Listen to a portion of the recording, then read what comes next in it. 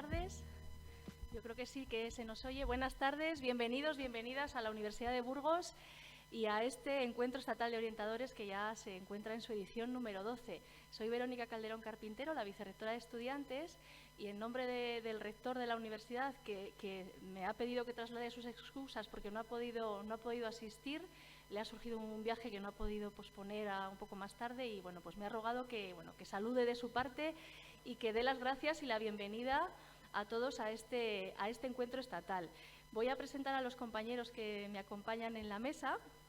Voy a empezar de izquierda a derecha. Tenemos a María de la Sola Rodríguez, que es presidenta de la Asociación Profesional de Orientación Educativa de Castilla y León, de APOECIL.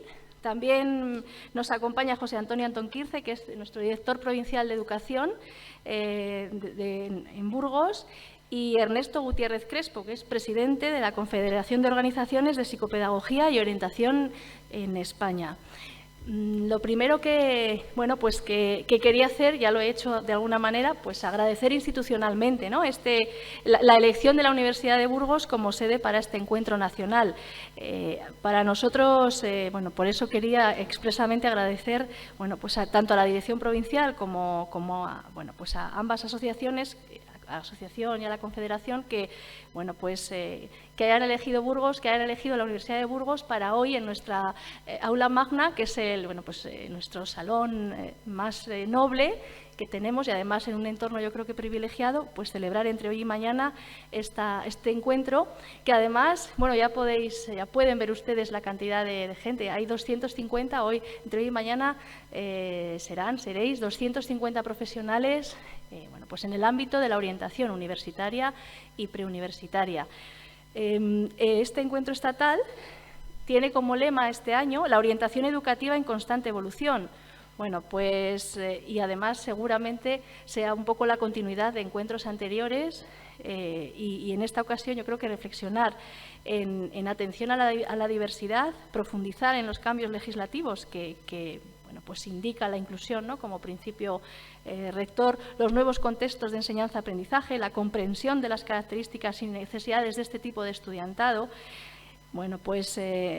Y además viéndolo a través de los años, ¿no?, en la evolución que ha ido sufriendo, que ha ido teniendo este colectivo de estudiantes, y también poner en valor tanto la dedicación de los orientadores, de los y las orientadoras, el asociacionismo, los trabajos en equipo, la relación con la familia, por supuesto y evidentemente con esa relación tan directa con los estudiantes, y que es al final muchas veces la tabla de salvación de estudiantes que tienen capacidades diversas, pero también estudiantes de todo tipo, ¿no?, que sobre todo en épocas de instituto y colegio necesitan una orientación todavía mucho más marcada.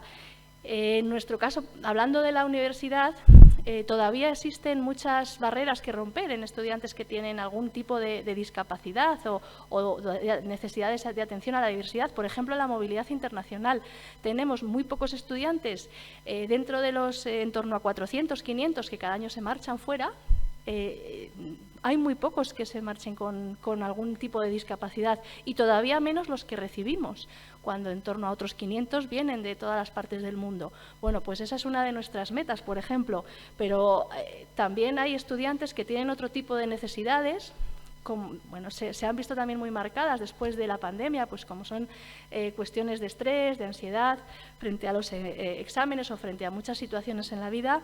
Y ahí los orientadores tenéis un papel, yo creo que fundamental, porque en casa a veces tienen situaciones complejas y complicadas, y yo creo que esa guía y esa orientación sí que ayuda muchas veces a educar en igualdad de oportunidades, ¿no?, en darles un poco la guía que necesitan, el consejo e incluso el consuelo, diría yo.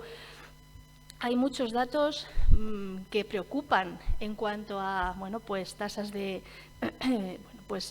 gente muy joven que tiene además de problemas de ansiedad y de estrés, y de estas conductas o ideaciones suicidas lamentablemente han crecido exponencialmente después de la pandemia, y es un problema que tenemos que abordar como sociedad, y el colectivo de orientadores pues es otro pilar para poder identificar esas situaciones, aunque lamentablemente muchas veces es muy complicado y nos faltan recursos y ojos y manos y recursos económicos, pero bueno, pues yo creo que es un apoyo muchas veces muy fundamental.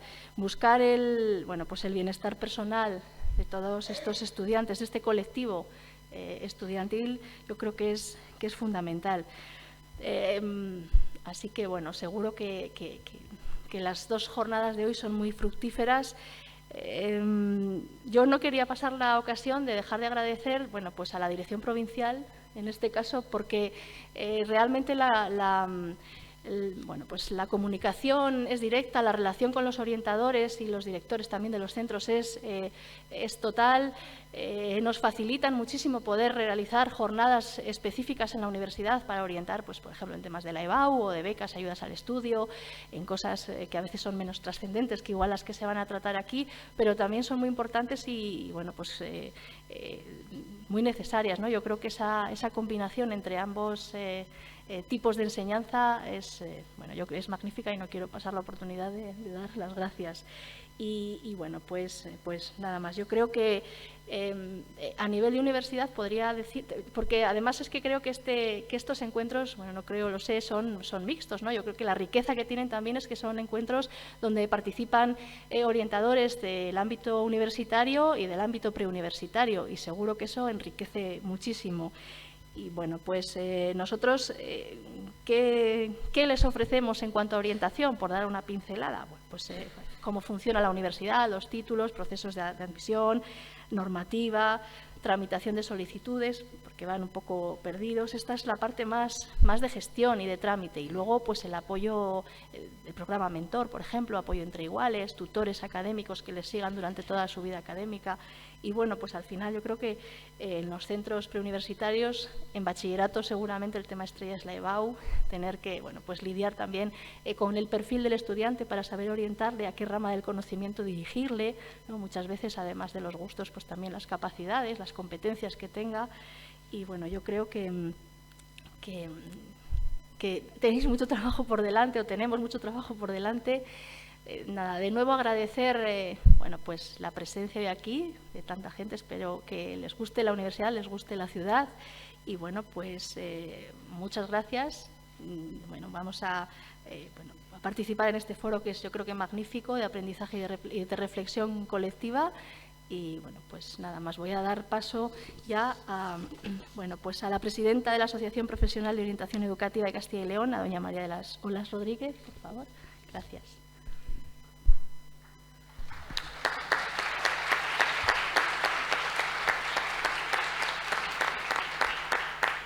Bien, vamos a dar comienzo a este encuentro de orientadores y es un honor para mí, como presidenta de APUECIL, daros la bienvenida a todos los que estáis aquí hoy presentes, a los que os habéis desplazado desde toda la geografía española, así como a los que nos siguen en streaming. Gracias por dedicar vuestro tiempo personal para estar estos días con nosotros hablando de orientación y su evolución. Agradezco la presencia en esta mesa de las instituciones que han colaborado con nosotros y con las que estamos bastante vinculados o continuadamente vinculados, a la vicerrectora y al director provincial y al vicepresidente de COPOI que nos acompaña.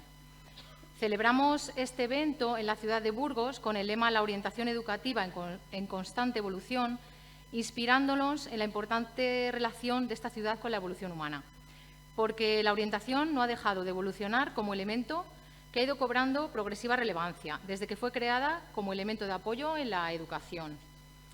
Este encuentro supone otro paso más en la consolidación de la profesión y el colectivo de orientadores, constituido como movimiento asociativo en el primer encuentro celebrado en Toledo en 2003. A aquella primera cita le siguieron los encuentros de Mérida, Zaragoza, el cuarto encuentro aquí en Burgos en 2008, Sevilla, Bilbao, Granada, Barcelona, Zaragoza, Badajoz y Logroño, que ya en plena pandemia tuvo que ser online. Tras este parón, hemos querido rememorar este cuarto encuentro recuperando las ganas de compartir y avanzar. Pretendemos en estos 2 días Analizar cómo ha evolucionado la orientación educativa y la atención al alumnado diverso y qué retos se nos plantean ante la nueva normativa educativa. Reflexionar sobre los cambios más significativos acaecidos en los últimos 20 años en relación a las necesidades más específicas del alumnado, muchas veces asociadas a disfunciones o trastornos del desarrollo, como el TDAH, TEA o las dificultades de aprendizaje, entre otros. Conocer los avances científicos y los recursos disponibles actualmente. También conocer y dar difusión a experiencias y evidencias para intervenir con los destinatarios de la orientación y la educación, pretendiendo mejorar nuestras prácticas y que esto mejore a su vez los ámbitos en los que trabajamos.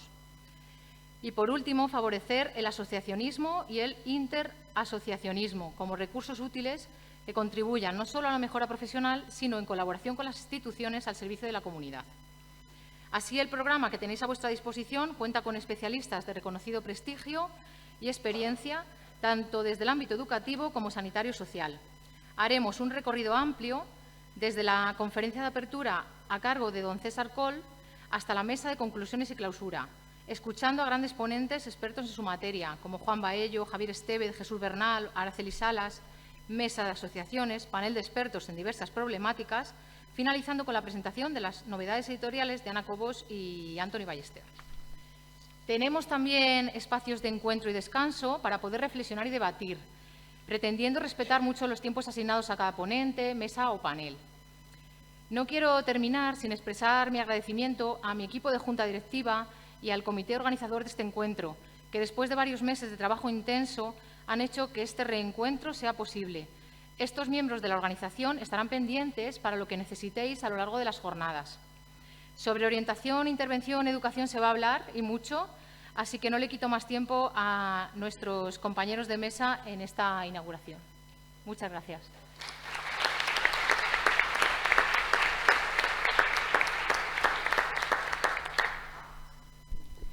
Tiene la palabra el vicepresidente de la Confederación de Organizaciones de Psicopedagogía y Orientación de España, don Ernesto Gutiérrez Crespo.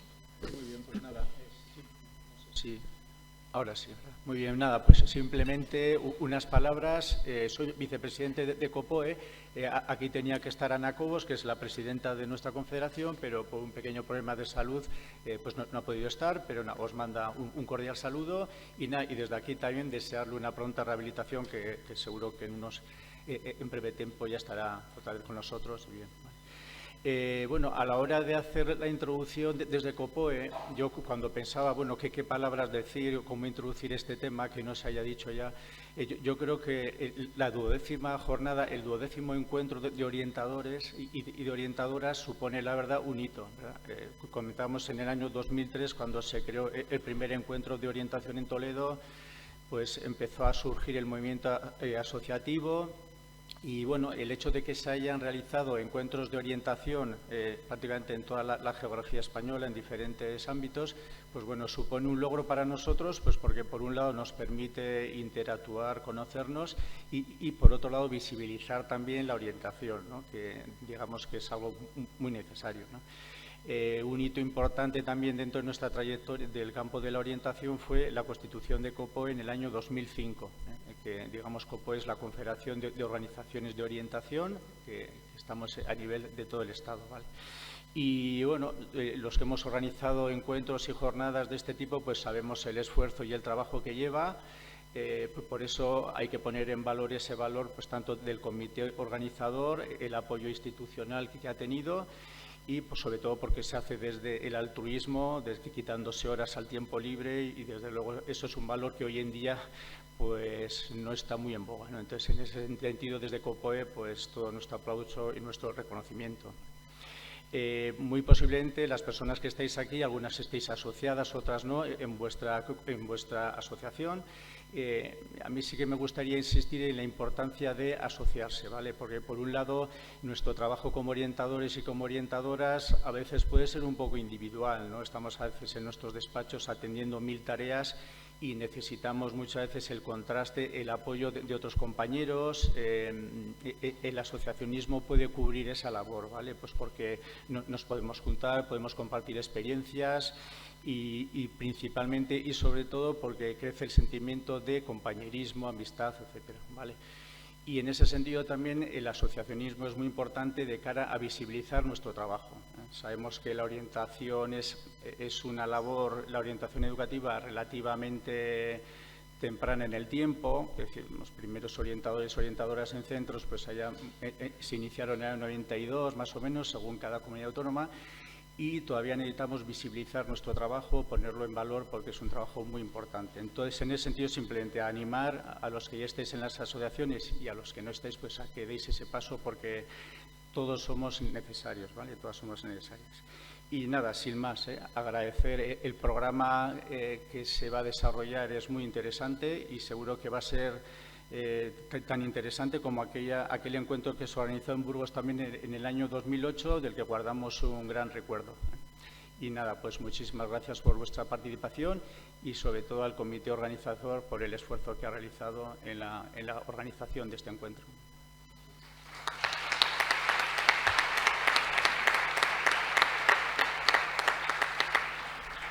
Muchas gracias, Ernesto. Pues tiene la palabra el director provincial de Educación, don José Antonio Antón Quirce. Muy bien, pues buenas tardes. Yo creo que 4 palabras para darles la bienvenida, básicamente, a la ciudad de Burgos, en nombre de la Dirección Provincial y también de la Consejería, y agradecerles pues, que quieran perder o no perder o ganar esta tarde de viernes y el sábado pues, para adquirir o compartir muchos conocimientos en una labor fundamental e importantísima que es la orientación educativa.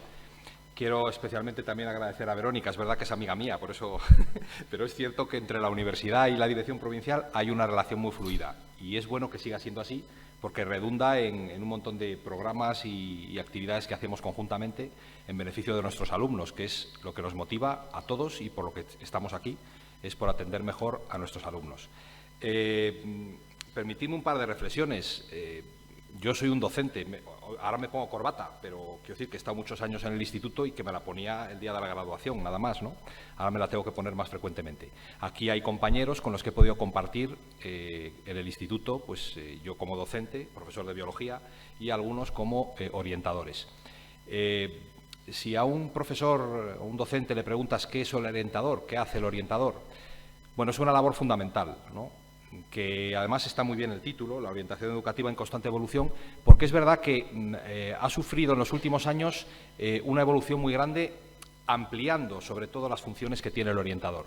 Y el orientador es un apoyo muy importante para el docente, porque muchas veces, bueno, pues en la labor diaria, pues no comprendes muchas veces algunas actitudes de los alumnos, ellos a veces, bueno, por circunstancias no responden tal y como el docente necesita o precisa a la metodología o a las actividades realizadas en el aula, y el orientador pues hace eso, orientarte, abrirte los ojos ante la realidad de lo que el chaval o el chico puede ir comprendiendo o puede estar viviendo en ese momento. El orientador también es el abogado muchas veces de aquellos jóvenes que, bueno, en determinadas circunstancias pues tienen problemas o están pasando por una difícil etapa. Pero yo creo que, lejos de esta visión que podíamos tener así como en un sentido clínico o asistencial, la orientación en estos últimos años se ha ampliado mucho más, en el sentido de que vuestra preocupación, nuestra preocupación, son todos los jóvenes, todos los alumnos, para conseguir un rendimiento mucho más eficaz en el aprovechamiento pues, académico, para estar ahí en esos puntos o momentos de encrucijada en el que están viviendo unas situaciones emocionales tremendas y son los orientadores los que aportan esa luz, ¿no?, al final del túnel para hacerles salir de esa oscuridad en la que viven, para, no sé, pues mediar con el tutor o con el profesor de aquella asignatura que a veces es tan difícil y que nos cuesta tanto. Y luego, por supuesto, pues todo lo que es atención a la diversidad, que eso es un capítulo tremendo en el que tenemos que estar todos tremendamente atentos para lograr esa inclusión educativa que es nuestro objetivo fundamental. Así que la tarea es infinita y la labor del orientador, la labor vuestra, permitidme que os tutee, es bueno, pues imprescindible. No se puede pensar en un proceso educativo curricular sin la presencia de la orientación educativa. Lo digo de verdad, o sea, lo digo porque no es por quedar bien, sino porque yo lo he podido comprobar en mis años de experiencia docente. Y ahora en la dirección provincial, pues como gestor educativo, pues lo que tenemos que preocupar es de dotar cada vez más a los centros de mejores condiciones y que bueno, pues pueda haber más orientadores con más capacidades y con más posibilidades. Y esa es nuestra intención. Luego, pasar de las musas a la realidad es otra. Como podéis comprender, luego la realidad de los números es la que es y tenemos que adaptarnos a lo que tenemos. Pero nuestra intención, lógicamente, es, de verdad, seguir apoyando vuestra función, que reconozco y que reconocemos aquí todos. Y bueno, y nada más, desear que estas jornadas sean muy provechosas. Yo estoy seguro el programa es verdaderamente pues muy ambicioso y felicitaros por ello. Y como digo, pues espero que sean muy provechosas, que también tengáis algún tiempo para visitar la ciudad y pasarlo bien y compartir entre vosotros pues momentos interesantes y también de diversión. Muchísimas gracias por la invitación y espero que todo vaya muy bien.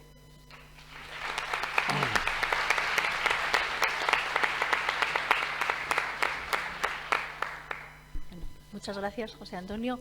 Bueno, pues no me queda más que reiterar el agradecimiento pues, tanto a Apoecil como a COPOE por la organización de este congreso, por elegir Burgos una vez más, por segunda vez en estos 12 años de andadura, porque realmente organizar un congreso de esta envergadura, ya lo han dicho en la mesa, pero realmente yo creo que desde que acabó el anterior probablemente hayáis estado haciendo gestiones y trabajo para poder hacer que este encuentro sea un éxito. Así que, bueno, muchas gracias y enhorabuena. Y bueno, pues inauguramos oficialmente este 12º Encuentro Estatal de Orientadores y que sea muy productivo. Gracias a todos.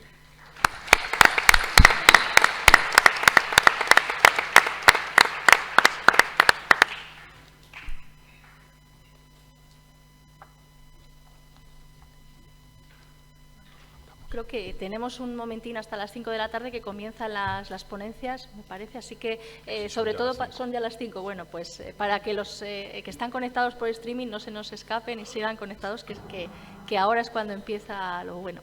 Gracias.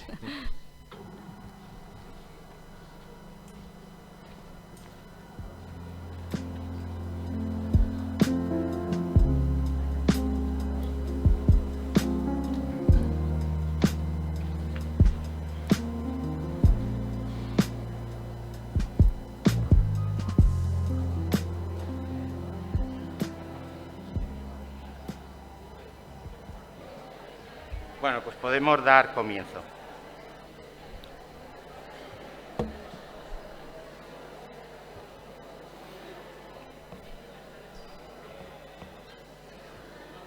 Buenas tardes, sí. Buenas tardes. Vamos a iniciar esta primera ponencia, intervención, pero en primer lugar quería agradecer a Apoecil y a su presidenta el privilegio con el que me han invitado a compartir la mesa con César Coll. Lo que ocurre es que César Coll no necesita presentación, así es que me veo que estoy de más. Y lo estoy, o al menos tengo esa sensación, porque los que estamos próximos a su generación, si no todos mantenemos el pelo como él, sí mantenemos en la memoria profesional el recuerdo de aquellos años 90, años en los que se lograron emprender las más duraderas, las más sustanciales de las reformas. Podemos decir que todo lo que ha venido después han sido revisiones más que reformas. Y en segundo lugar, para aquellos que me parece a mí la mayoría, que os distancia de nuestra generación, al menos habéis tenido que estudiar, citar los trabajos, investigaciones de César Coll. Incluso puede que muchos hayamos tenido que consultar la reciente reforma educativa, en la que también, además de su larga trayectoria o a pesar de ella, pues ha intervenido, me consta. Por esas dos razones, pues podemos centrarnos no tanto en su currículum, y le voy a pedir que disculpe, porque no es desdén ninguno, que no relate todas las publicaciones, las conferencias, los cargos, las responsabilidades y hasta dignidades porque eres de sobra conocido y porque me gustaría este medio minuto que me queda aprovecharlo para resaltar el valor de la oportunidad que nos han dado a todos los asistentes de escuchar y atender y aprender dos cosas de César Coll que para mí, bueno, pues reúnen el mayor de los valores. Por una parte, si bien constituye una referencia académica, una referencia profesional de primera magnitud, por todo lo que ha supuesto en estos años, en sus publicaciones, en su trabajo, en sus investigaciones, al más alto nivel. Bien, pero lo ha combinado con el ejercicio de responsabilidades de gestión y de aplicación y de reglamentación, también de nuestro oficio, del que podemos pensar que disfrutamos en la actualidad. Este señor ha sido un gran académico, pero a la vez ha sido un gran gestor, porque no en vano estuvo de director general y, por tanto, impulsó la innovación y la renovación y la aplicación de los cambios de los que ahora todavía podemos seguir disfrutando. Por esa razón, quisiera agradecer tu ofrecimiento a participar.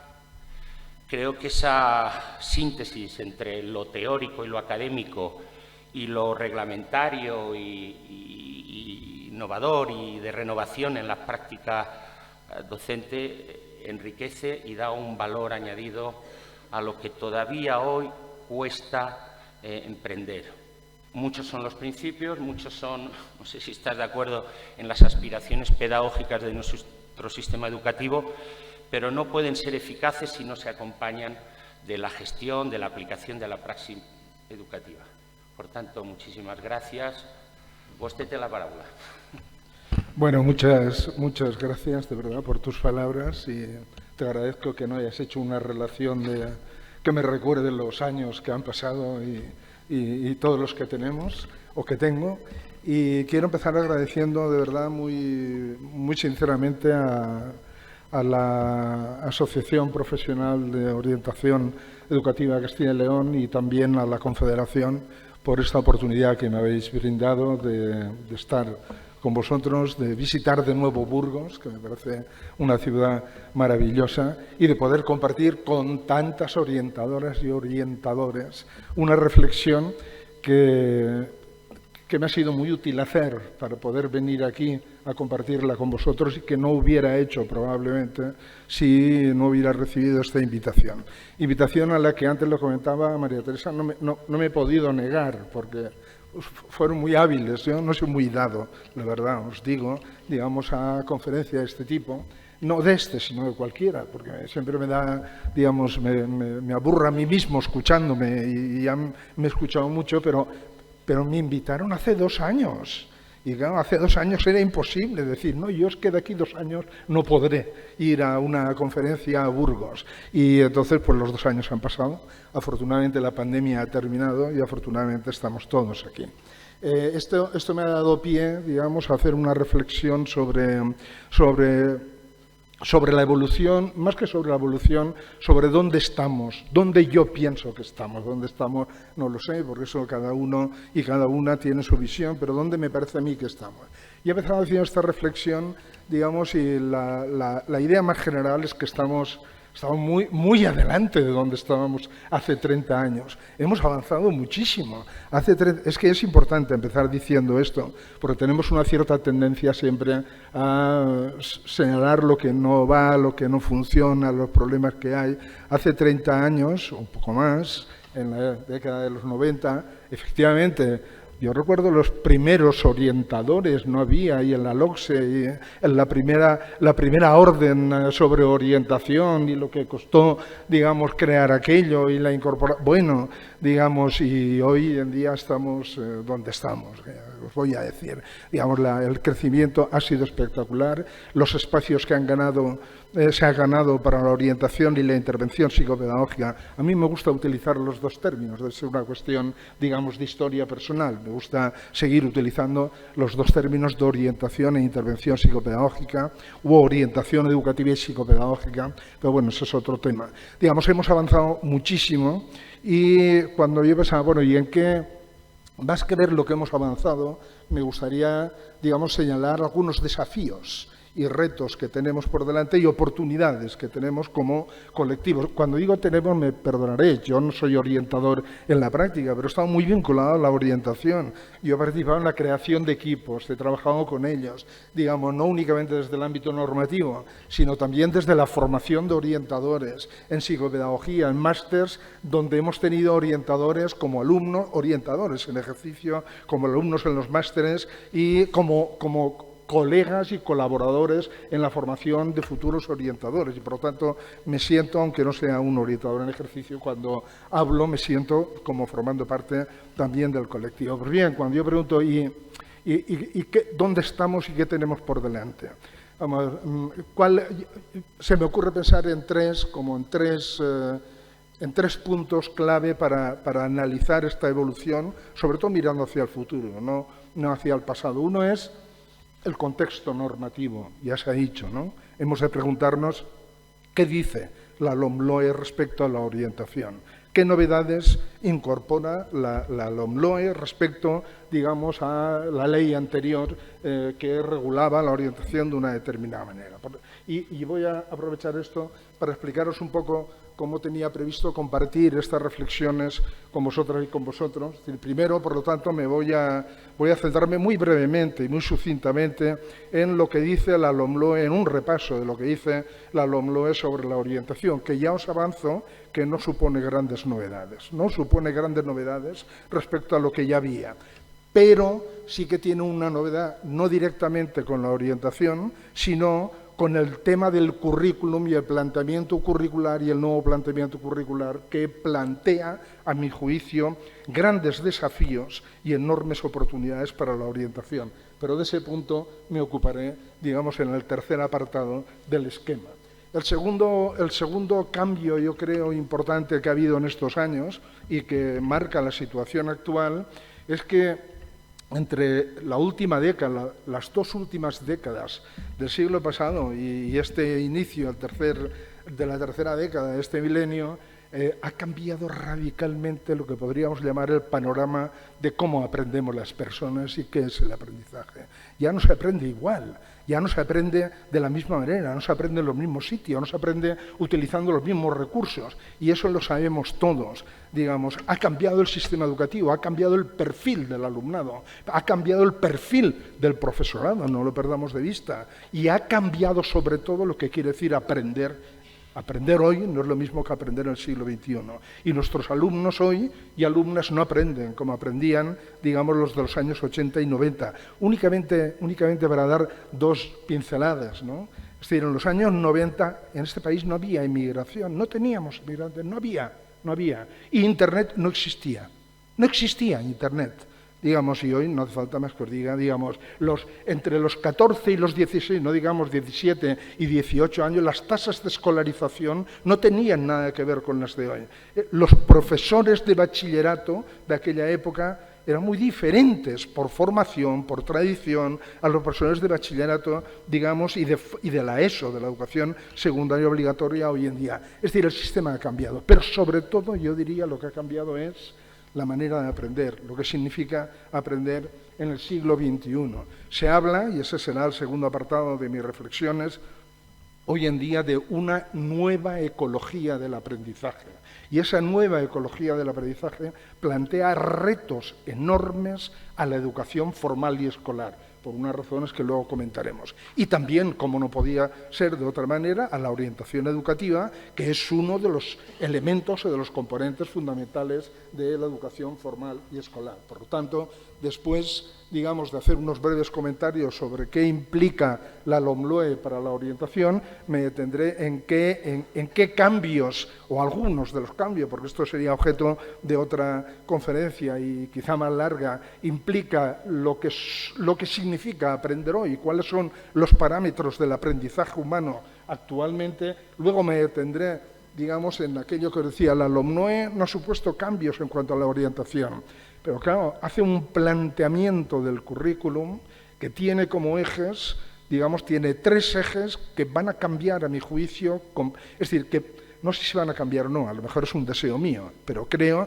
digamos, que plantean unos desafíos enormes a la orientación y a la intervención psicopedagógica y ofrece, al mismo tiempo, unas oportunidades enormes, que es, uno, hace una apuesta decidida por de verdad, esta vez de verdad, no digo que las veces anteriores no fuera verdad, pero digo que esta vez me da la impresión que técnicamente se va a hacer posible, digamos, un enfoque competencial del aprendizaje con lo que eso significa. En segundo lugar, hay una apuesta clara y decidida por una de las tendencias que hoy en día, digamos, son en la que se busca, como luego comentaré, una de las salidas o una de las respuestas a este cambio en los parámetros del aprendizaje humano, que es el esfuerzo por personalizar el aprendizaje y la personalización del aprendizaje. Y el tercero, no menor, es que la ley consagra un principio que costará de implementar, como todos, estos principios de fondo, pero que es básico, que es el de la autonomía curricular de los centros.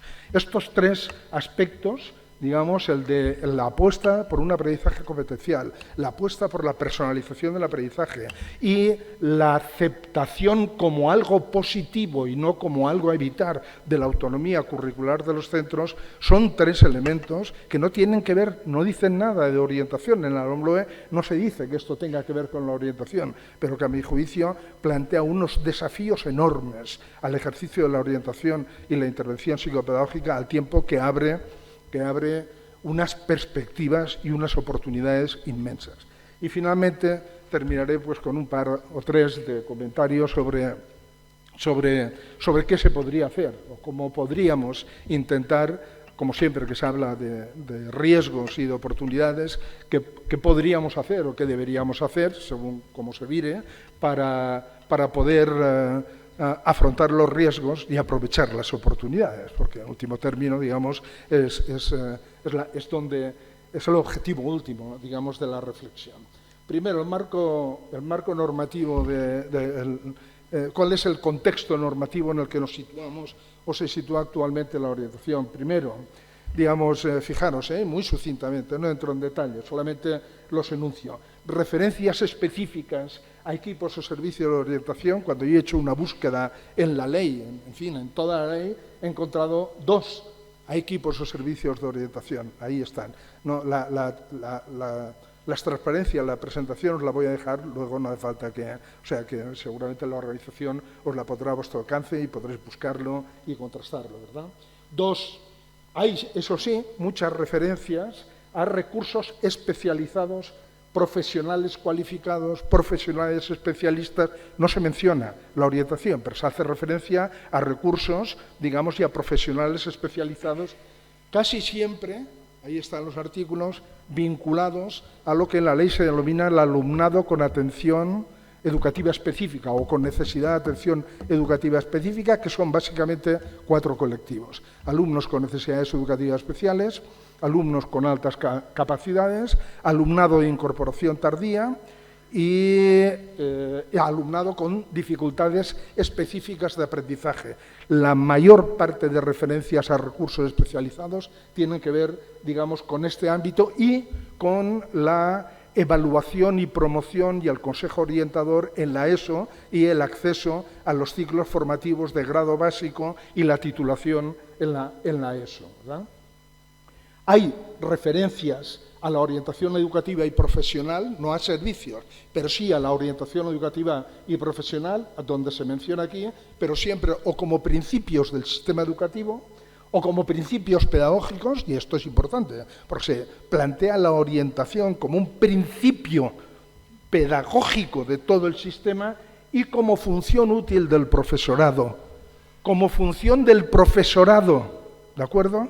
O sea, no como función específica, sino como la orientación se plantea en la LOMLOE como una tarea específica del profesorado. Y concretamente, el artículo 91, que dice lo siguiente porque creo que es muy importante, al menos para mi argumentación, la que quería presentaros y lo que voy a argumentar después, dice literalmente la orientación, las funciones del profesorado son, entre otras, hay toda una serie, digamos, de funciones, y dice la orientación educativa, académica y profesional de los alumnos, en colaboración, en su caso, con los servicios o departamentos especializados. Es decir, la clave está en su caso, evidentemente. ¿Cuándo es en su caso? Pues en su caso, como mostraba la transparencia anterior, según la ley, en principio el planteamiento no excluye, pero sí que orienta. Y en su caso es básicamente el alumnado, digamos, con necesidades o con una necesidad de atención educativa específica. Resumiendo este primer apartado, aquí son las tres ideas básicas, digamos, de este análisis del contexto normativo. Primero, la orientación aparece básicamente como una dimensión de la acción educativa del profesorado, no de los orientadores, sino del profesorado. Y que conste que para mí esto no es negativo, esto es positivo, creo que es bueno.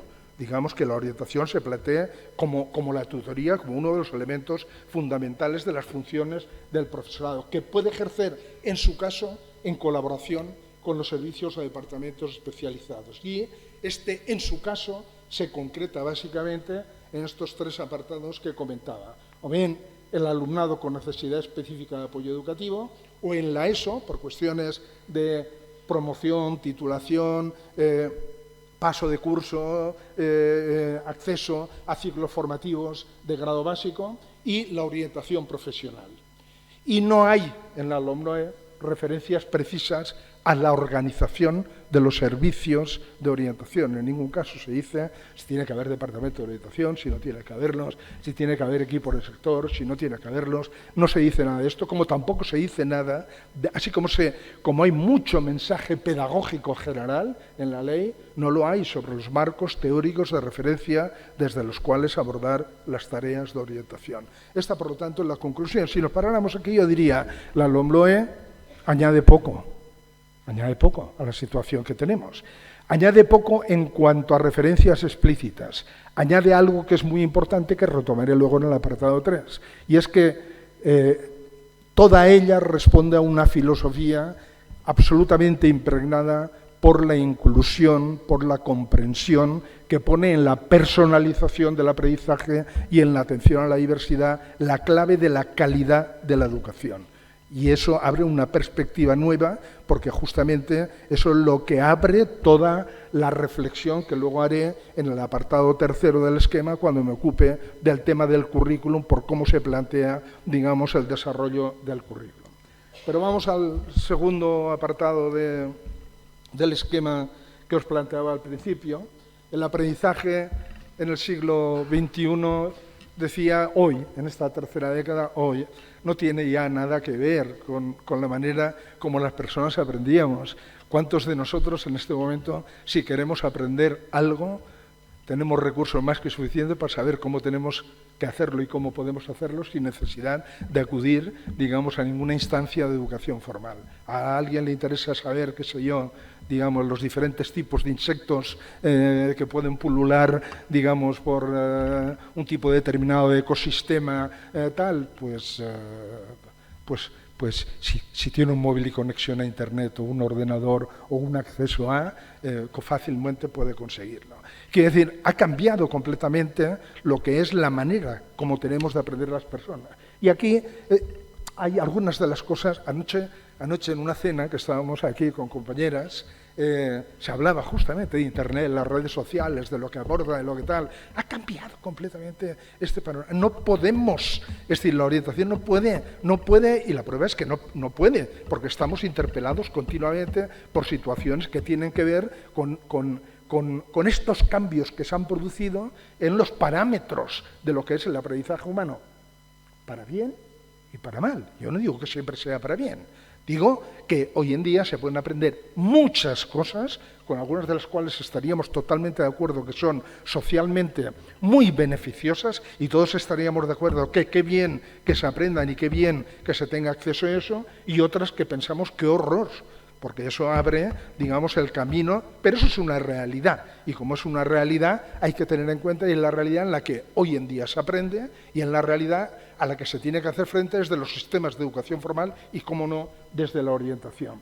Resumiendo, digamos, algunos ítems o algunas ideas o algunas características destacadas de este nuevo escenario, aquí he señalado las que me parece que son más obvias y que todos podemos ponernos de acuerdo sin discusión o sin mucha discusión. Primero, la multiplicidad y diversidad de contextos de actividad que ofrecen oportunidades y recursos para aprender. Son prácticamente ilimitadas y hoy en día, sabiendo buscar, o sea, si uno en la red puede encontrar maravillas, puede encontrar horrores, puede encontrar bodrios, puede encontrar cosas terroríficas, pero puede encontrar también, digamos, información veraz, contrastada, útil, interesante y socialmente valorada. Y puede aprender, digamos, muchísimas cosas que le puedan interesar. Otro cambio que es fundamental, más bien de tipo sociolaboral, pero que tiene grandes repercusiones desde el punto de vista educativo. Todo nuestro sistema educativo ha sido construido sobre una base correcta, cuando se construyó, de que todo aquello que era importante y socialmente valorado a aprender, había que aprenderlo durante el periodo de formación inicial, porque esa era la base sobre la cual se iba a construir el proyecto de vida personal y profesional futuro. Eso ha cambiado. Hoy en día todos sabemos que las nuevas generaciones que hoy se están formando tendrán que satisfacer necesidades de aprendizaje, no cualesquiera, sino básicas para seguir construyendo su proyecto de vida a lo largo de la vida. Y en cambio nosotros muchas veces seguimos teniendo currículums y planteamientos que responden a la idea de que todo aquello que es interesante aprender es algo que se tiene que aprender durante la formación básica, porque si no, luego ya no se podrá aprender, cosa que no es cierto. Y además no sabemos, digamos, lo que será necesario aprender, porque lo único que sabemos es que será necesario seguir aprendiendo a lo largo de la vida. Los sociólogos, yo no soy sociólogo, pero los sociólogos coinciden en que en el futuro no se va a cambiar de trabajo varias veces a lo largo de la vida, se va a cambiar de profesión varias veces a lo largo de la vida. Es decir, que va a haber necesidades de aprendizaje básicas que habrá que satisfacer a lo largo de la vida. Esto no podemos ignorarlo, digamos, cuando se trabaja en la educación formal ni se abordan las tareas desde la orientación educativa. Bueno, las TIC, no voy a detenerme, digamos, en esto, pero quizá lo más importante de las TIC no es muchas veces las cosas que pensamos, sino un hecho fundamental, y es que no con las TIC, sino con los dispositivos móviles y la conexión inalámbrica a Internet y el tema de la nube y la información en la nube, lo que se hace es romper, digamos, algo básico de la educación formal tradicional, que era la unidad espacio-tiempo. Hasta la aparición de las TIC, para aprender, digamos, se aprendía en unos lugares, en unos espacios y a unas horas, y uno tenía que ir. Ahora no, ahora no, ahora se puede, eso no quiere decir que se haga, pero se puede aprender en cualquier lugar, en cualquier momento, a cualquier hora, digamos, se ha roto el contexto espacio-temporal, digamos, del aprendizaje como unidad vinculada estrechamente a lo que es el acto de aprender. La digitalización de la información, todos tenemos ejemplos en la digitalización de la información y el uso de múltiples lenguajes y formatos. Todos tenemos múltiples ejemplos en nuestro entorno más inmediato, cuando una niña o un niño ve una tablet y un libro, ¿dónde va a ir? Está claro dónde va. En fin, en el 99% de las veces, digamos, se va a ir a la tablet y lo que cuesta. Pero esto, en principio, ¿es malo? No es malo. Yo diría, es bueno según cómo se utilice, como tantas cosas, digamos, porque ahí también van a leer. Lo que pasa es que ahí se lee de otra manera, y ahí hay otros lenguajes que se articulan de otra manera con el lenguaje escrito, porque ahí prima el movimiento, prima el color, prima lo audiovisual, prima lo sonoro, y eso implica poder utilizar simultáneamente varios lenguajes y varios formatos. Es decir, sobre todo lo que cambia es los lenguajes, formatos mediante los cuales se puede realizar el aprendizaje. Las trayectorias individuales de aprendizaje. En muchos, aquí todavía no está muy extendido, pero en muchos países, cuando a uno le piden el currículum vitae, ya no le piden de dónde tiene el título, sino que lo que le pide son las competencias que ha adquirido y cuál es el proceso que ha hecho, es decir, cuál es el itinerario personal de aprendizaje por el cual ha pasado hasta llegar al nivel de desarrollo competencial en el ámbito en cuestión en el que se encuentra en el momento donde está. Es decir, la manera de acceder al conocimiento, al saber y al conocimiento en la sociedad de la información cada vez más pasa por la construcción de trayectorias personales de aprendizaje, de las cuales las instituciones de educación formal son una parte importante, pero una parte, no toda, ni muchísima menos, y que por lo tanto hay que seguir estas trayectorias y ayudar en la construcción de estas trayectorias, porque buena parte de los problemas de equidad ya no se pueden resolver desde las escuelas solo, sino que tienen que tener en cuenta estas trayectorias, porque es verdad que hay múltiples espacios que ofrecen oportunidades y recursos para aprender, pero no están al alcance de todo el mundo, y unos ofrecen más oportunidades y recursos para aprender que otros, y por lo tanto todo lo que son las desigualdades educativas cada vez más están ligadas no solo a la escuela, sino a las redes de contextos de actividad que ofrecen a los alumnos y alumnas unas oportunidades u otras y unos recursos u otros para aprender.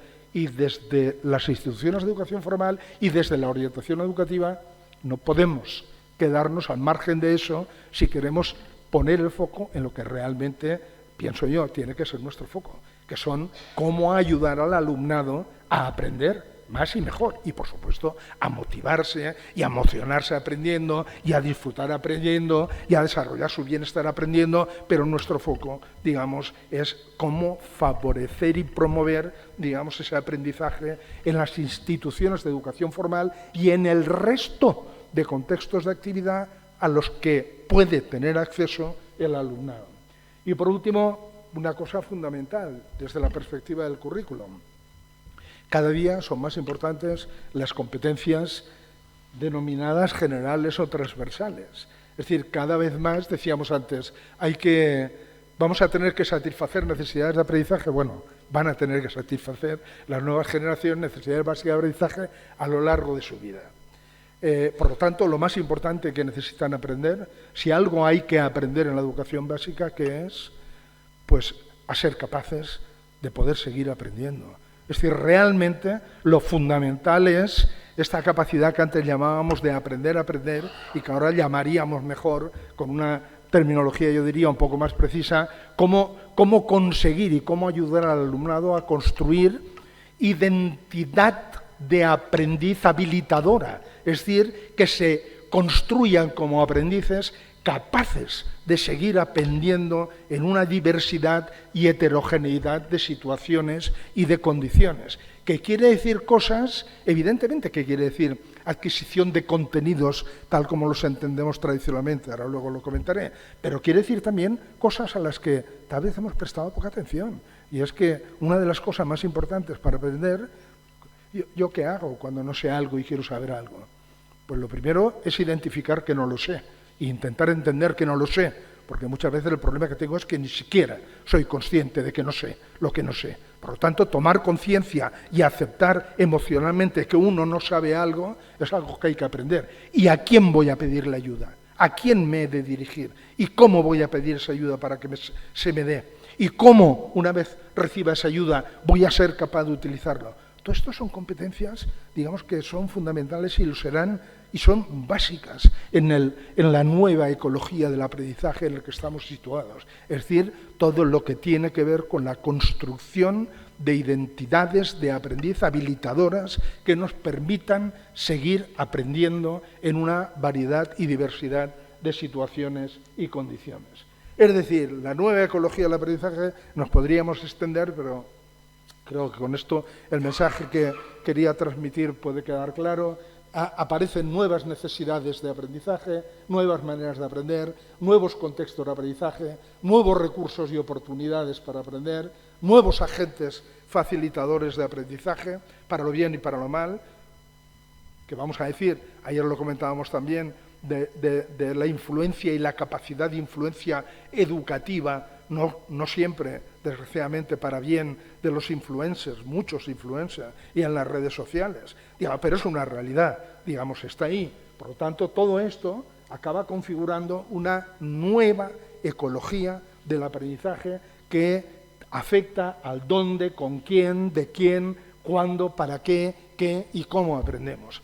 Y la educación escolar en general, la educación formal, no puede quedar al margen, no puede ignorarlo, no puede quejarse únicamente delante de esto. Esto es una realidad, esto está ahí y por lo tanto hay que hacerle frente. Y la orientación lo mismo. Claro que plantea dificultades, retos y desafíos muy importantes y también oportunidades, pero eso está ahí. Ese es el contexto en el que trabajamos y en el que se desarrollará la orientación en los próximos años.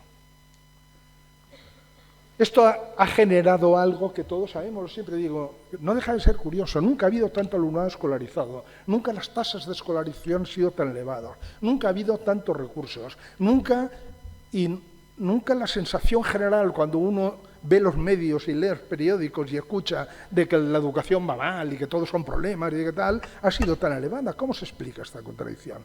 Yo creo que básicamente se explica, hay muchos factores, pero uno de los factores es justamente por estas tensiones que se generan en lo que es, un mundo en el que el aprendizaje va por un lado, y las instituciones de educación formal son unas instituciones que no han incorporado todavía, algunos de estos aspectos que fuera ya son realidad.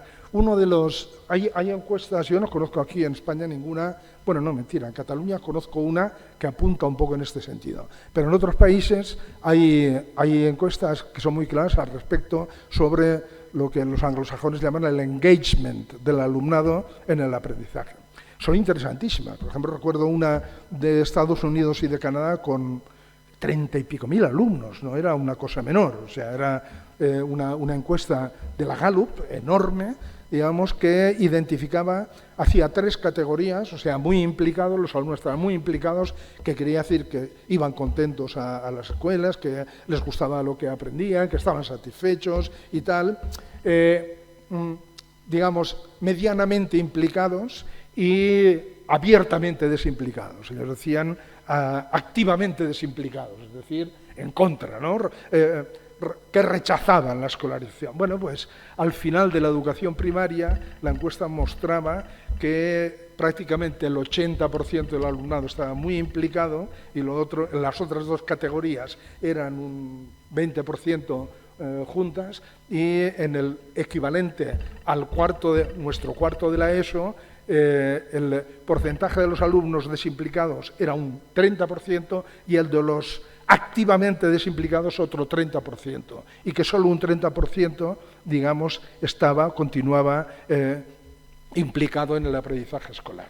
Y evidentemente las cifras de fracaso, de abandono, no son 30, no son 60, es decir, no es que y eso muestra la gravedad del problema. El problema es que mucho del alumnado que percibe, que lo que se hace dentro de los centros educativos ya no es lo que se hace fuera, y que la manera como aprenden dentro no es la manera como aprenden fuera, ni lo que hacen dentro como lo hacen fuera, afecta a un sector del alumnado que no es necesariamente el que fracasa, que muchos de ellos no fracasan, pero que cuando en entrevistas individuales, como orientadores lo sabréis, y con confianza se les hace una entrevista, muchas veces te dicen, no, si a mí me va bien, ahora, qué rollo, ¿no? Es decir, no pueden darle sentido. Esto ha generado, el fenómeno que se llama de desdibujamiento o pérdida de sentido del aprendizaje para un sector creciente del alumnado, que obliga, yo creo que nos obliga. Este es un problema que está en la base de todas las reformas educativas que en este momento se están planteando en todo el mundo. Todos habréis oído hablar de que Finlandia, el país, con esos resultados tan magníficos en la prueba PISA, en el 2014 inició una reforma en profundidad de su sistema educativo. La razón que aludían para hacer esta reforma era justamente esta, que habían constatado que más allá de los resultados escolares, un sector importante del alumnado estaba cada vez más desimplicado de aquellas actividades que se llevaban a cabo en la escuela. Y la respuesta ante esto, hoy en día al menos, la orientación en la que se buscan las respuestas a este panorama y a estos desafíos que se plantean por este cambio en la ecología del aprendizaje, viene de todas las propuestas que, con unos nombres u otros, pero que aquí, digamos, podemos poner para entendernos bajo la etiqueta de personalización del aprendizaje escolar. Es decir, cómo ayudamos a que el alumnado aprenda, pero no solamente aprenda, sino que dé valor y sentido personal a lo que aprende, digamos, en las instituciones de educación formal. Y ese, digamos, es uno de los grandes retos que tiene el sistema educativo actual delante y que, en consecuencia, tienen también las orientadoras y los orientadores y tiene la orientación. Solamente un apunte, porque esto nos llevaría muy lejos, sobre qué queremos decir cuando hablamos de personalización. Cuidado, porque no es atención a la diversidad, no es inclusión. Como dice esta transparencia, va más allá de la individualización, que es ajustar el ritmo de aprendizaje, va más allá de la diferenciación, que es diversificar el currículum en función, digamos, de las capacidades o de las necesidades del alumnado. Incluso va más allá de la inclusión, que es eliminar las barreras de aprendizaje. No es que no sea esto, es esto, pero a todo esto le añade otro elemento, que es conectar el aprendizaje con las experiencias y los intereses del aprendiz para así reforzar el sentido y el valor personal de los aprendizajes escolares. Ese es el gran reto que tenemos en este momento. Yo diría, no diría, solo si lo digo yo, pues tiene el valor que tiene, pero afortunadamente creo que hoy en día se comparte, digamos, en muchos sitios, en muchos lugares, que este es el gran reto que tienen por delante los sistemas de educación nacional de la mayoría de los países desarrollados y no desarrollados. Vamos al tercer apartado, de los 4 que contemplaba el esquema. Digamos, decía, no, la LOMLOE no añade nada a la orientación, pero tiene un planteamiento curricular que sí que plantea desafíos, riesgos, desafíos, pero que también ofrece oportunidades a la orientación educativa y a la actuación de los orientadores y orientadoras. Y yo basaría esto, digamos, en 3 características del enfoque curricular, digamos, que deriva de la LOMLOE, que no está en la LOMLOE, pero al cual la LOMLOE ha dado entrada con su planteamiento y con su filosofía, como decía antes, de inclusividad y de atención a la diversidad. El primero es un enfoque competencial, decidido. En España tenemos un enfoque competencial desde la LOE, desde el 2006. Lo que pasa es que este enfoque competencial, todos sabemos, que ha tenido enormes dificultades para aterrizar, digámoslo así, en las aulas y en los centros educativos. No es que no haya aterrizado, en algunos lugares ha aterrizado, pero ha tenido muchas dificultades.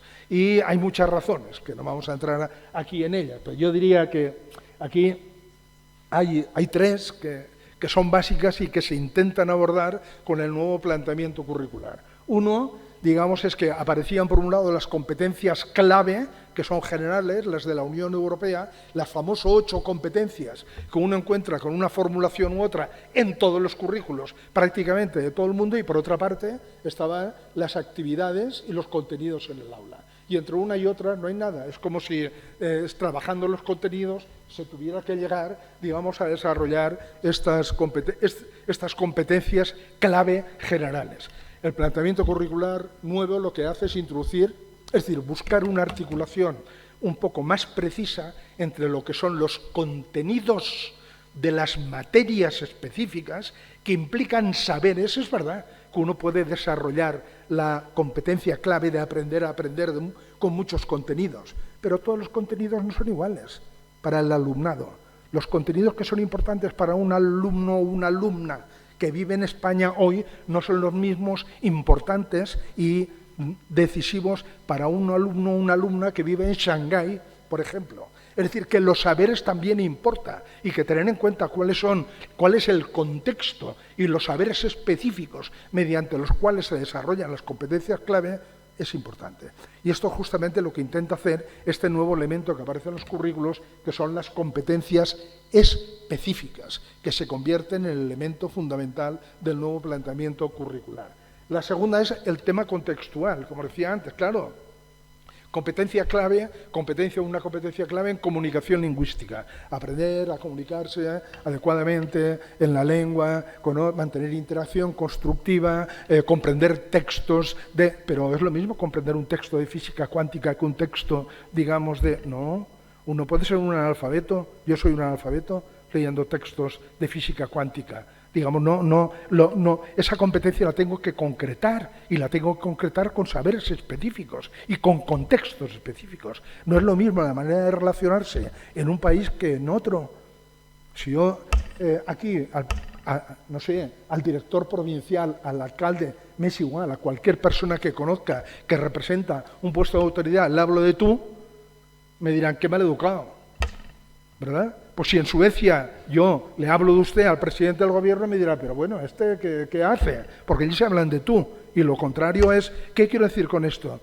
Que los saberes contextuales es importante. Si yo planteo temas de sostenibilidad en Galicia, donde hay un problema pesquero, no es lo mismo que si planteo problemas de sostenibilidad relacionados con las granjas, como sabéis muy bien, digamos, en Castilla y León. Es decir, que el tema de los contextos para el aprendizaje de saberes y el desarrollo de competencias es importante.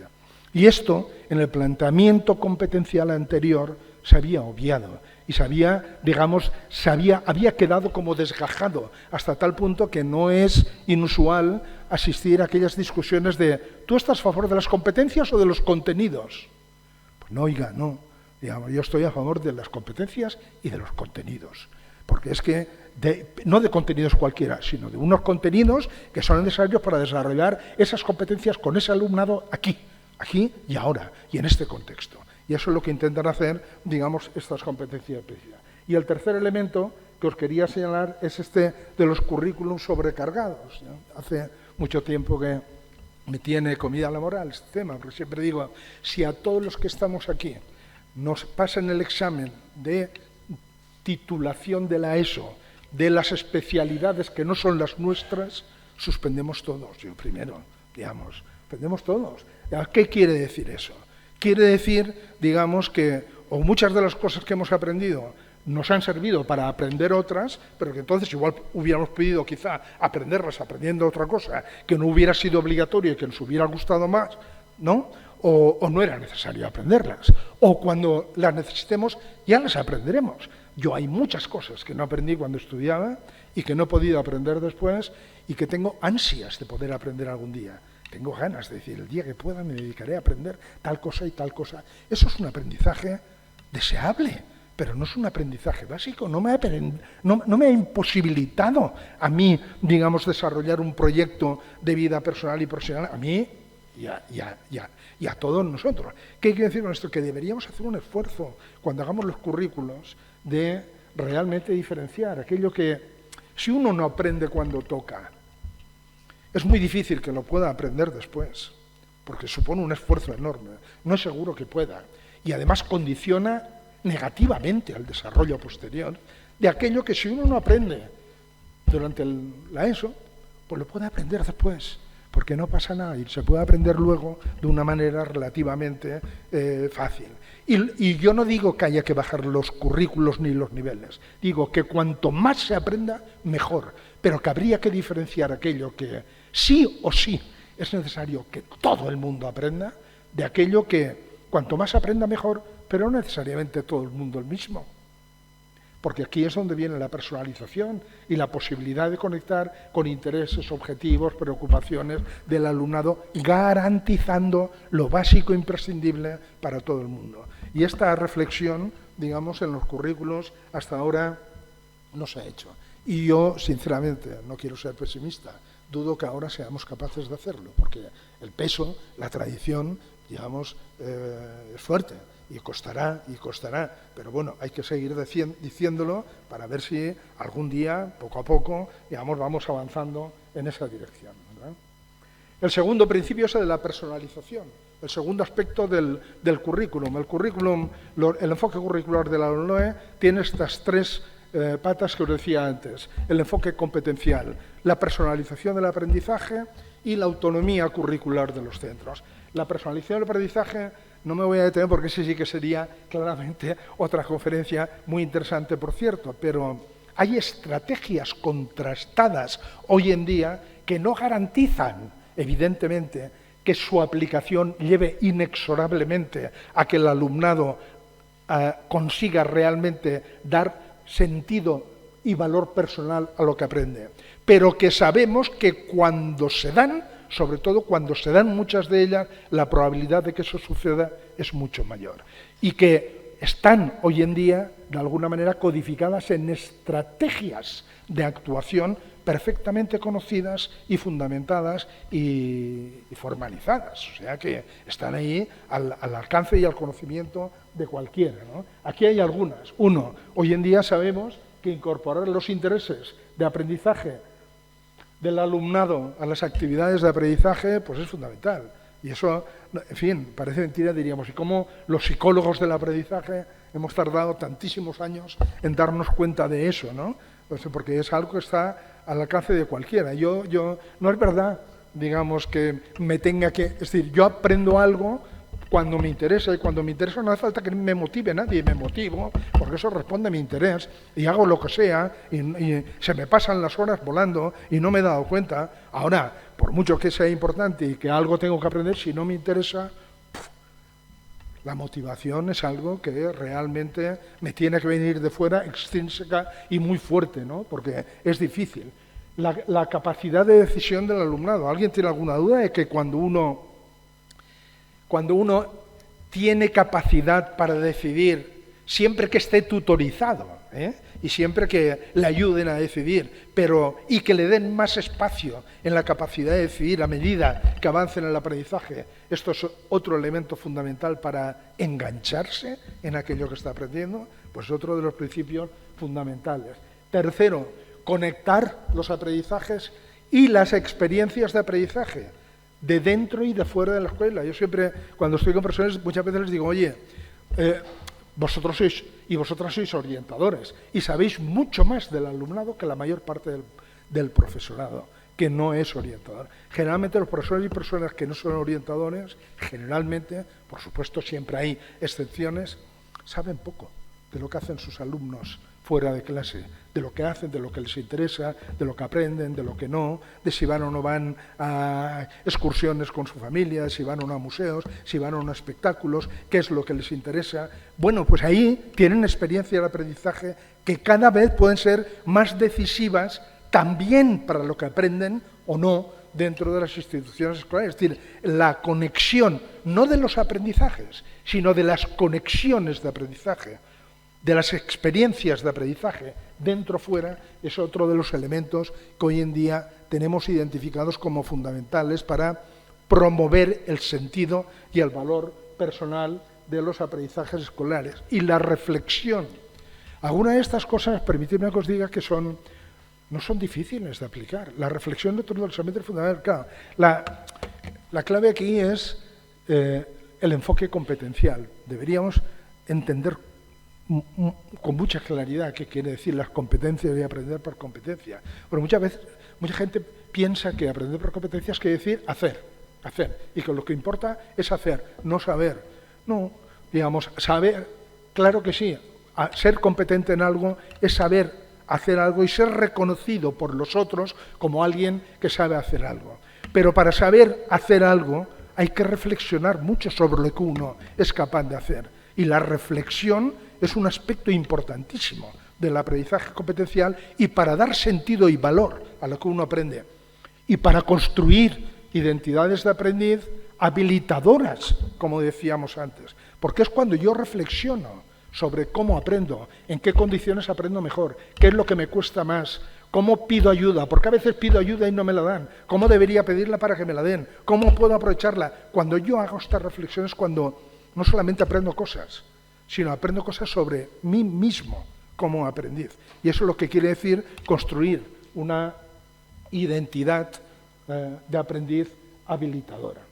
Y por último, la autonomía curricular. La autonomía curricular, digamos, seré muy breve, digamos, para que os deis cuenta, la LOMLOE lo que dice es que efectivamente los centros pueden no solamente concretar el currículum, cosa que evidentemente se ha hecho siempre y se continuará haciendo. El currículum donde se concreta es en los centros educativos, lo otro, digamos, es un texto normativo. Lo importante es que la LOE dice que los centros educativos podrán complementar el currículum y que además podrán organizar las áreas y las materias en ámbitos o de la manera que consideren más oportuno. Y de hecho, ya hay borradores, porque por el momento son borradores, de algunas comunidades autónomas que contemplan en el decreto de currículum de ordenación de las enseñanzas de la educación básica reservar una parte del horario lectivo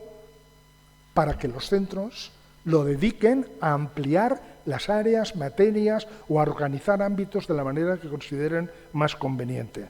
Esto, digamos, abre de nuevo unas posibilidades inmensas, porque quiere decir que permite organizar realmente estos tres pilares: la personalización del aprendizaje, la autonomía curricular y el enfoque competencial, abren un panorama que, si se explora adecuadamente, no de hoy para mañana, pero puede llevar a un cambio bastante importante a medio y largo plazo en nuestro sistema educativo, con la ventaja de que esto no es una ocurrencia de nadie, sino que es la línea en la que realmente se orientan actualmente los sistemas educativos en todo el mundo, unos más adelantados, otros menos, pero todos están avanzando en esta dirección. Muy bien, y para acabar, y todo esto son desafíos, ¿no? Porque claro, bueno, todo lo que tenemos, los orientadores, con todo lo que nos cae encima, y ahora esto, pues sí, digamos, porque este es el contexto en el que estamos, no es otro. Y entonces, en este contexto, pues, ¿qué podemos hacer? ¿Qué podemos empezar a hacer? Sabiendo que no vamos a poder hacerlo de un día para otro, de hoy para mañana, pero ¿qué podemos hacer para afrontar eso?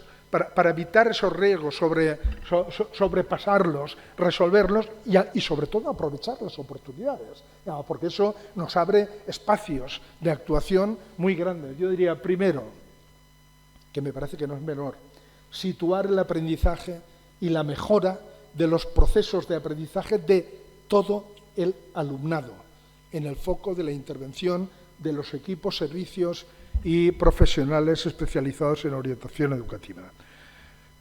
En este momento creo que la propia LOMLOE, lo que os comentaba al principio, refleja que el espacio que la orientación ha conquistado, digámoslo así, en el ámbito de la atención al alumnado con necesidades de atención específica es enorme y muy positivo, pero muchas veces ha tenido la contrapartida, digamos, de no llegar a incidir en lo que es los procesos de aprendizaje del alumnado que no tiene estas necesidades de atención específica. Y creo que es importante caer en la cuenta, digamos, de que lo uno no excluye lo otro y que una de las oportunidades que se abre con este planteamiento curricular es la posibilidad de que la orientación no dejar de que llegue a donde está llegando ahora, sino de que amplíe su ámbito, su impacto a lo que es el diseño y el desarrollo y la puesta en práctica y el seguimiento de actividades de aprendizaje para todo el alumnado, que contribuyan a incrementar el sentido y el valor personal de los aprendizajes para todo el alumnado, incluido también el de necesidades específicas, pero no dejando al otro al lado.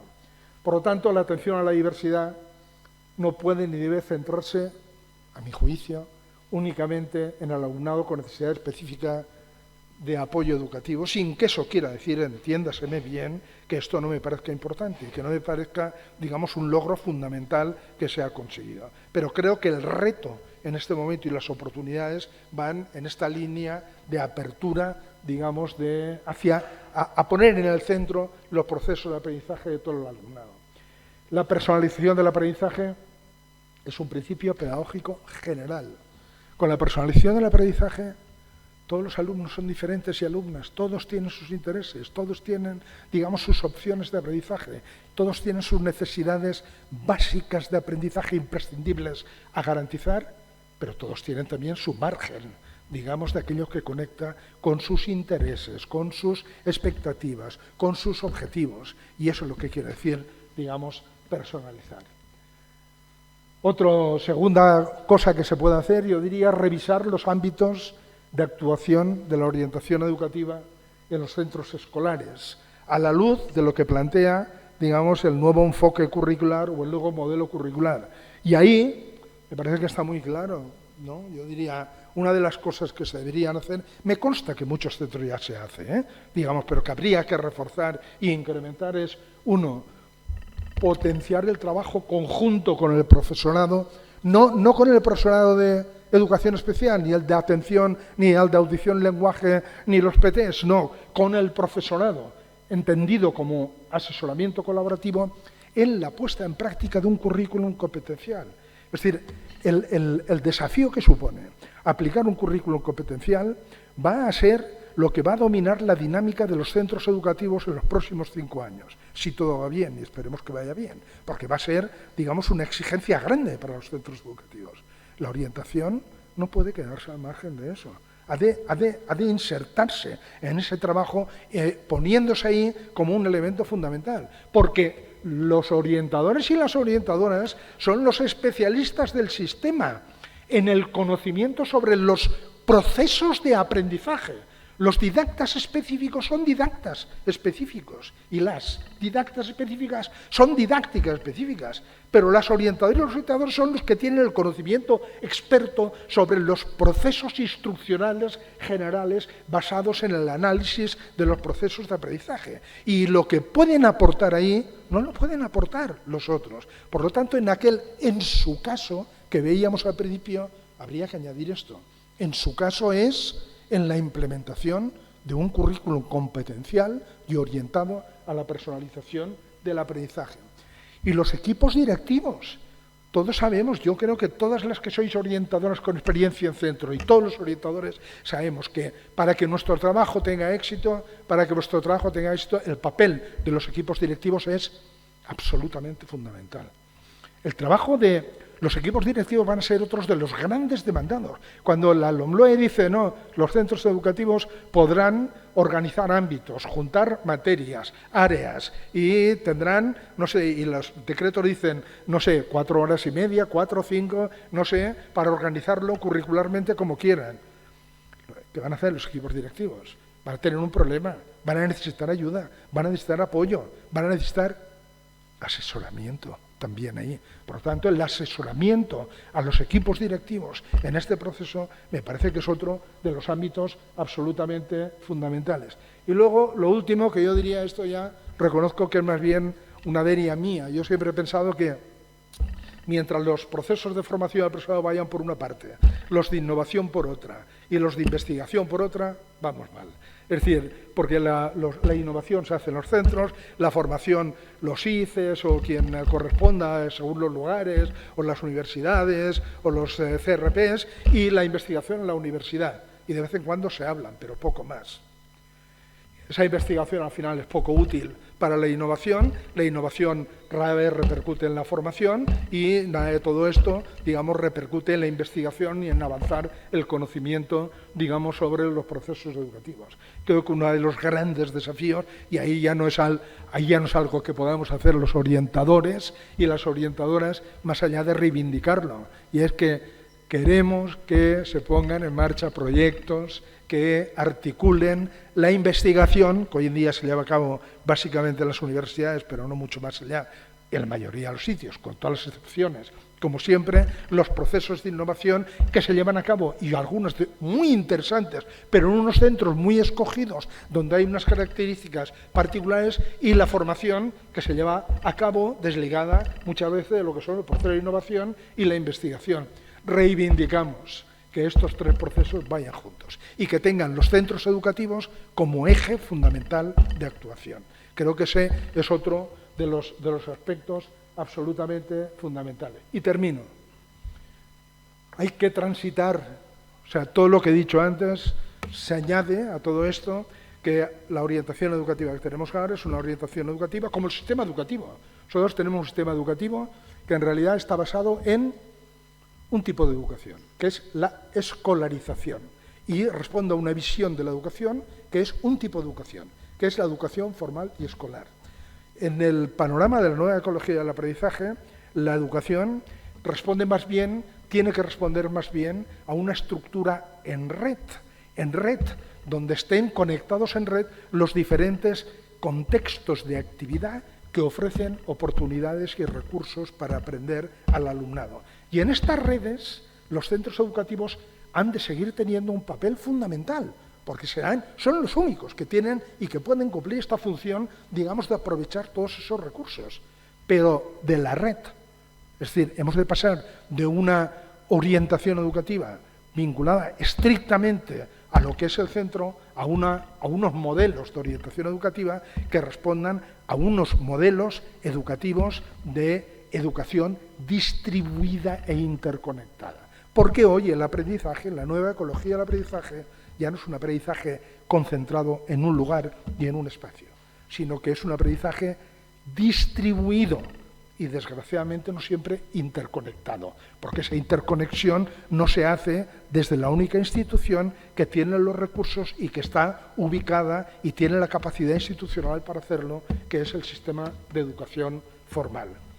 Y eso es todo lo que quería decir. Solamente añadir que si me dijerais, y a partir de aquí, yo a partir de aquí aconsejaría a los educadores y a las orientadoras y a las orientadoras a entrar a fondo y formarse a fondo en el tema de lo que es el aprendizaje, los procesos de aprendizaje y, concretamente, el aprendizaje competencial y la personalización del aprendizaje.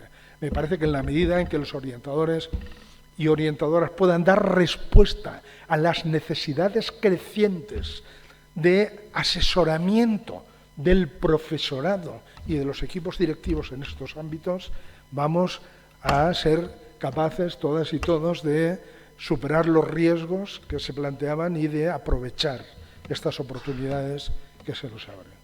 Y gracias, además.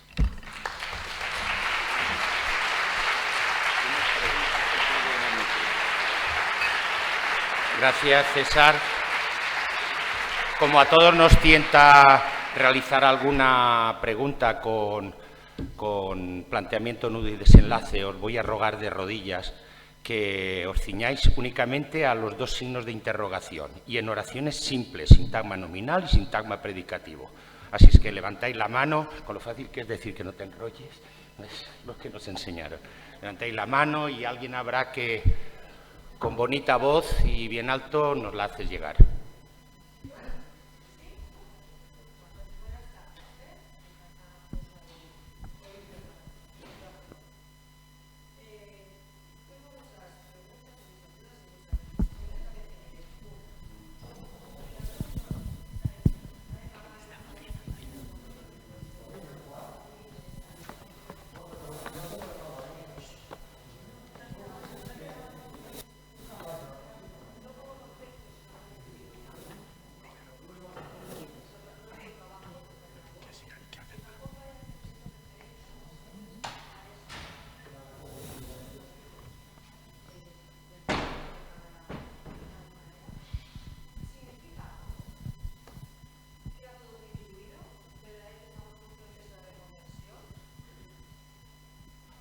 No sé qué opinión. ¿No se me ha oído?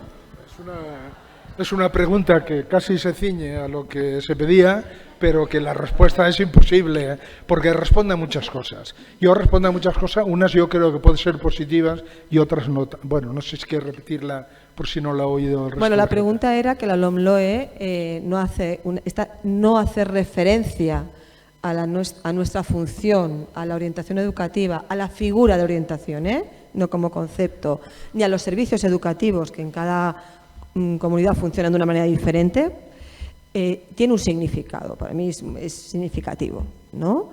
Entonces me planteo por qué, o bueno, lanzo la pelota allí, No, yo que no quiero ser nunca más mal pensado de lo estrictamente necesario, te diría, digamos, que hago una lectura que tiene una parte positiva y una parte negativa, ¿no? La parte, primero, no es verdad que no haga referencia, hace referencia, ¿vale? Digamos, lo que pasa es que hace referencia, pero viene a decir implícitamente que siga como está, porque ya está bien. Lo cual tiene un aspecto positivo, porque quiere decir que realmente se entiende que la orientación cumple una función en este momento y que tiene que seguir cumpliéndola. Y así interpreto yo la referencia. Lo que pasa es que esa función la constriñe claramente a lo que es la atención, yo diría en mi lenguaje, a los procesos de aprendizaje del alumnado con necesidades de atención específica, a lo que son los procesos de titulación y de acceso a vías formativas diferenciadas y a la orientación profesional, y no al resto. Y entonces yo diría, ahí creo que el sistema lo deja ahí. Yo no sé si voluntariamente o no, el problema es que con el planteamiento curricular que hacen, dejan una autopista abierta que sería una pena, digamos, que no aprovecháramos. ¿De acuerdo? ¿Por qué? Ahora la segunda parte de la pregunta. ¿Por qué no hacen referencia a servicio? Porque una de mis primeras ideas, como he tenido tiempo, desde hace 2 años que me pidieron hacer esta conferencia, una de las cosas que he hecho es intentar ver cómo están organizados los servicios en todas las comunidades. Y es un horror. No hay 2 en las que estén organizados de la misma manera. En unos los orientadores están en primaria, en otros son equipos de sector, en otros la secundaria, en unos hay departamentos, en otros...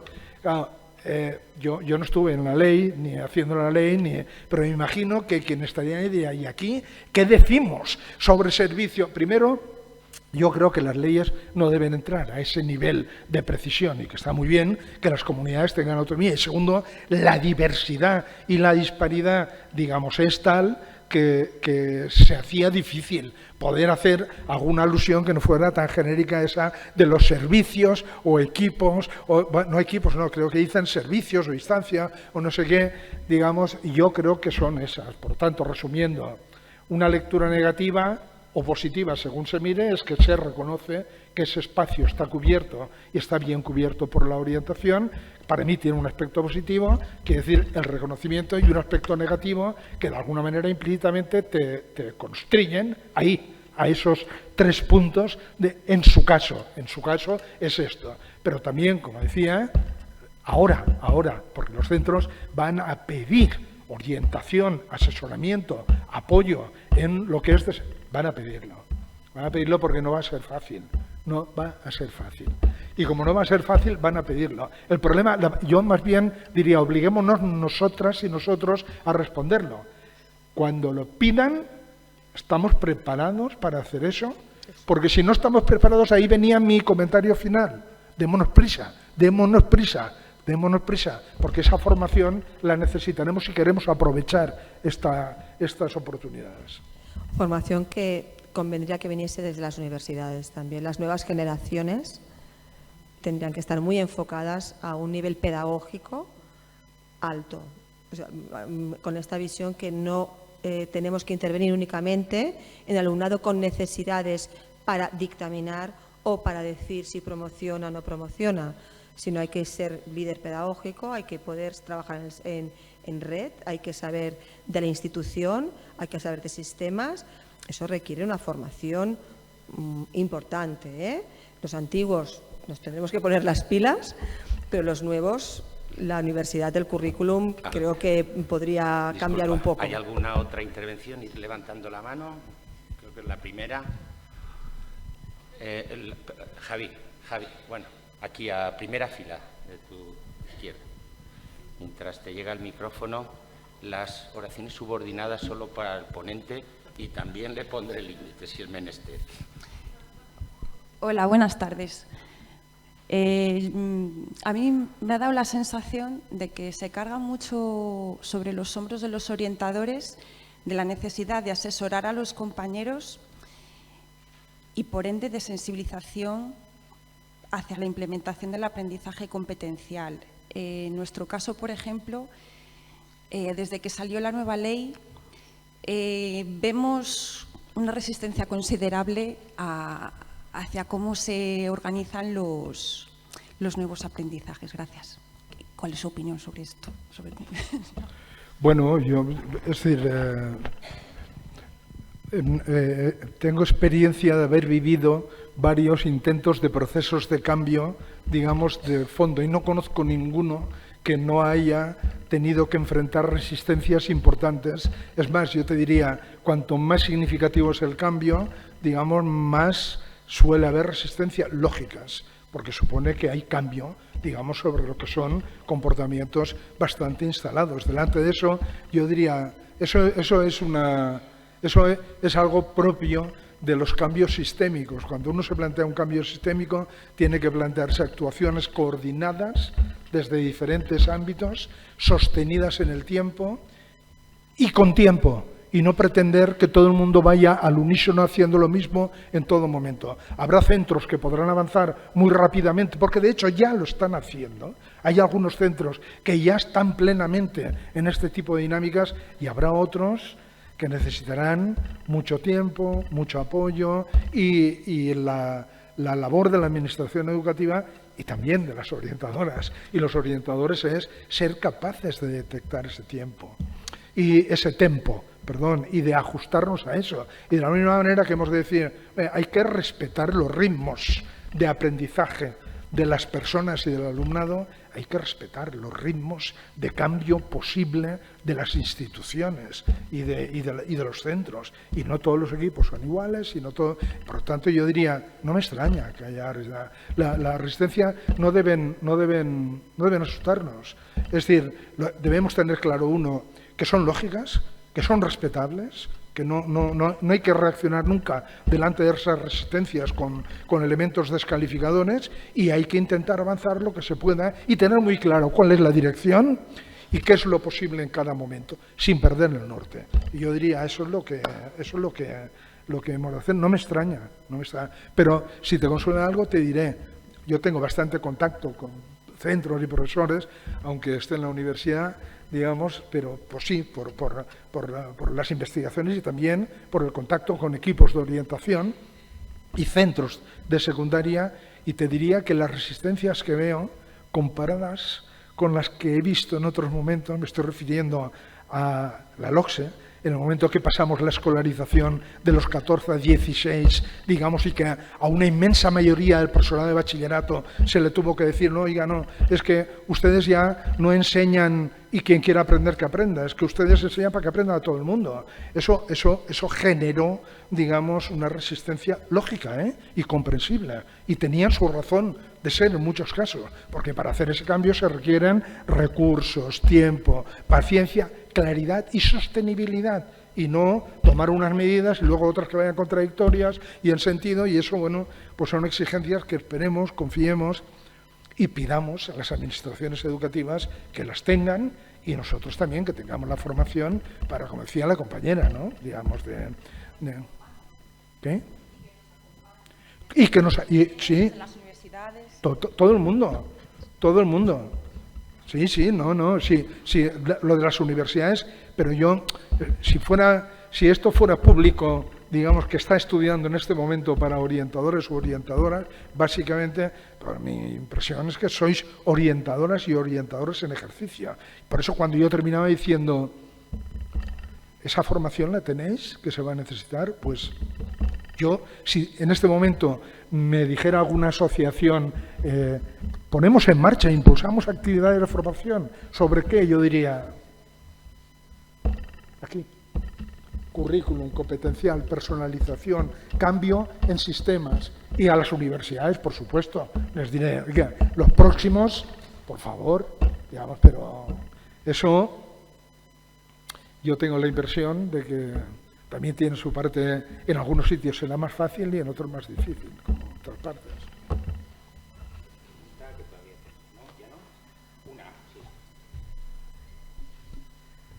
¿Alguna mano levantada? Hola, buenas tardes. Ayudadme a sobrellevar esta función antipática de moderador. Venga.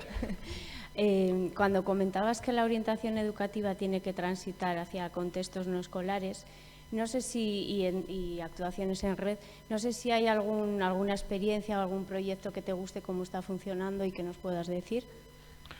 Bueno, sí, hay muchos, digamos, Lo que pasa es que me sabe mal decir uno sí y otro no, porque parece y claro, uno conoce los que conoce, ¿no? Yo los que conozco en este sentido, de una manera, no es transitar hacia, sino incorporar. Yo decía, transitar desde estar centrado solo en lo escolar a integrar esto en redes más amplias, ¿no? Con esta función más de coordinadora, de impulsora.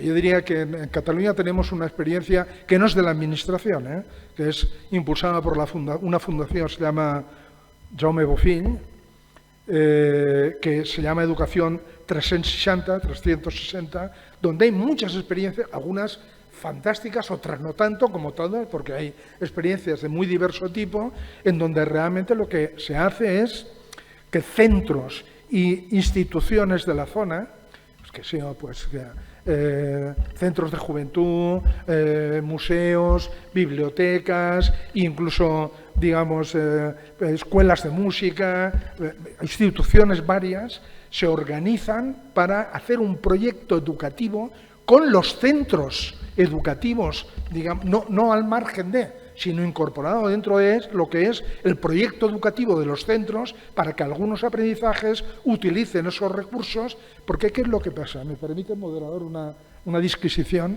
Digamos, ¿qué es lo que pasa?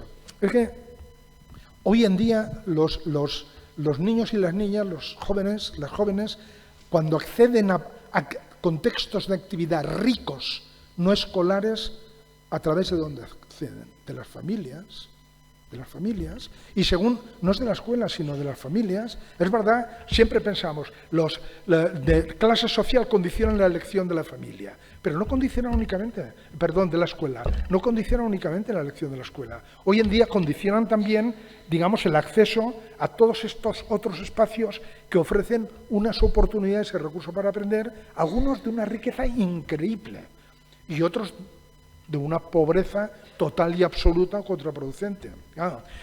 ¿Cómo desde una orientación abordamos eso? No podemos cambiar las familias, no podemos, eso son los poderes públicos. De ahí se deriva una lección importante, por eso, para los poderes públicos, y es que las políticas de equidad educativa ya no pueden ser nunca más, como lo han sido hasta ahora, solo políticas de equidad escolar. Deben ser políticas de un ámbito más amplio. Pero hay otra lectura, y es que los centros educativos sí que se pueden convertir en vías de acceso, en hubs, a estos entornos. Y ahí es donde viene lo importante. A lo mejor hay entornos de estos a los que desde la familia, alumnos y alumnas que pertenecen a determinados tipos de contexto socioeconómico, no podrán acceder nunca.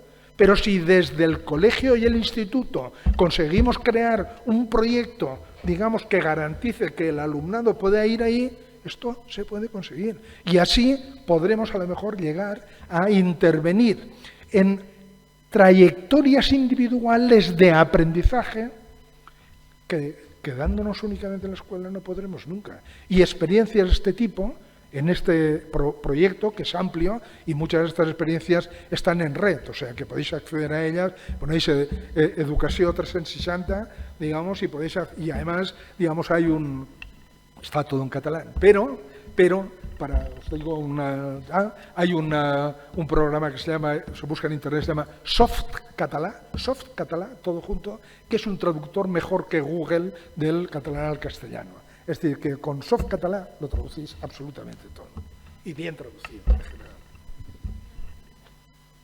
Pues podemos ya finalizar la intervención agradeciendo el auditorio, a los tres que habéis hecho vuestras preguntas, y agradecer a César su experiencia.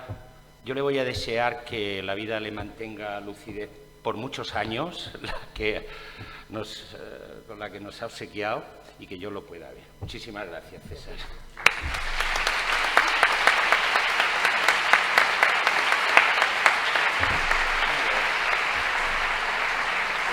Decir algo. Un breve anuncio. Descansamos ahora durante media hora, retomamos a las 7. La cafetería de Derecho está abierta para que podáis tomar lo que queráis, y en el pasillo de la cafetería encontraréis los stands de las editoriales que han venido y de una ONG que también saca pone a la venta libros de orientación de un compañero jubilado para recaudar fondos para acciones sociales. Muchas gracias, nos vemos en media hora. Hasta ahora.